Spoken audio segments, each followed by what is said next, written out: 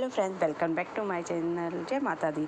स्कंद माता की पूजा का कोई तय शुभ मुहूर्त नहीं होता, बल्कि यह नवरात्रि के 5वें दिन की जाती है और इस दिन के लिए ब्रह्म मुहूर्त सुबह 4:39 से 5:25 तक, अभिजीत मुहूर्त सुबह 11:45 से दोपहर 12:32 तक और विजय मुहूर्त दोपहर 2:06 से 2:52 तक रहेगा। जैसे शुभ समय माने जाते हैं, आप अपनी सुविधा के अनुसार इसमें से किसी भी समय पूजा कर सकते हैं। सबसे शुभ मुहूर्त माना जाता है ब्रह्म मुहूर्त, क्योंकि यह देवताओं के जागने का समय होता है। आप इसी दौरान देवी स्कंद माता की पूजा कर सकते हैं, या तो आप अभिजीत मुहूर्त में कर सकते हैं।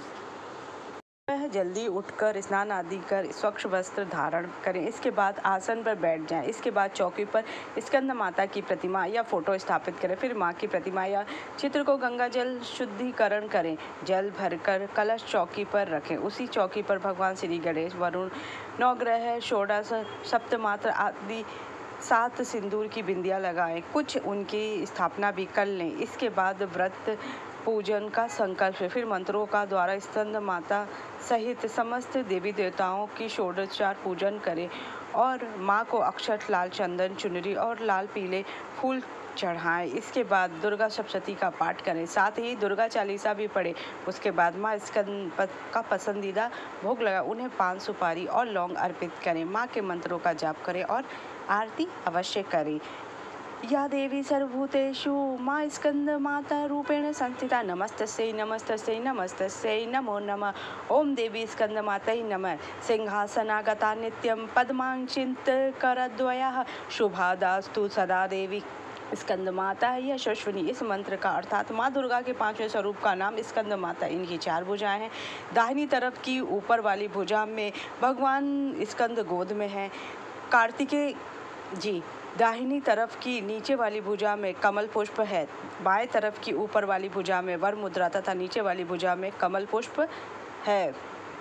ऐसी मान्यता है कि देवी स्कंद माता को केले और केले से बनी चीज़ों का भोग लगाया जाता है। अगर केले का भोग नहीं लगा सकते तो खीर, पूड़ी या हलवा पूड़ी का भोग तैयार कर सकते हैं। नवरात्रि की 5वीं तिथि को स्कंद माता की पूजा विशेष फलदायी होती है। इस दिन साधक का मन विशुद्ध चक्र में अवस्थित होना चाहिए, जिससे कि ध्यान वृत्ति एकाग्र हो सके। यह शक्ति परम शांति व सुख का अनुभव कराती है। देवी स्कंद माता सहानुभूति, मातृत्व और स्नेह से भरे हृदय का प्रतीक है। माँ स्कंदी पूजा करने से दाम्पत्य जीवन के आंगन में वात्सल्य की प्राप्ति होती है। ऐसी मान्यता ऐसा बताया जाता है कि पौराणिक कथा के अनुसार तारकासुर नाम का एक राक्षस था, जिसने कठोर तपस्या की।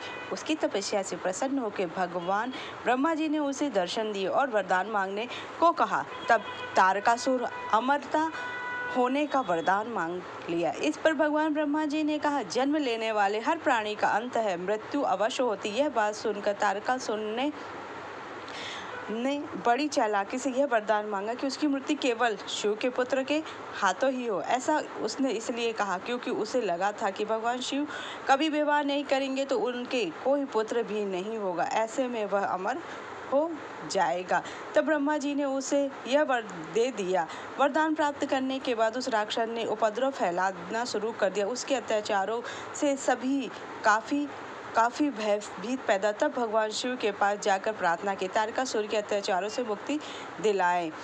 माँ के इस स्वरूप की कथा में शिव ने माता पार्वती से, जिसका नाम स्कंद रखा गया अर्थात कार्तिकेय रखा गया। इसके बाद माता पार्वती ने पुत्र स्कंद को असुर तारकासुर से युद्ध करने के लिए प्रशिक्षित करने के लिए स्कंद माता का रूप दिया और उनको शिक्षा प्राप्त कराई, जिसके बाद परीक्षण के बाद ये कार्तिकेय ने तारकासुर का वध किया और सभी को उसके अत्याचारों से मुक्ति दिलाई। जय माता स्कंद की।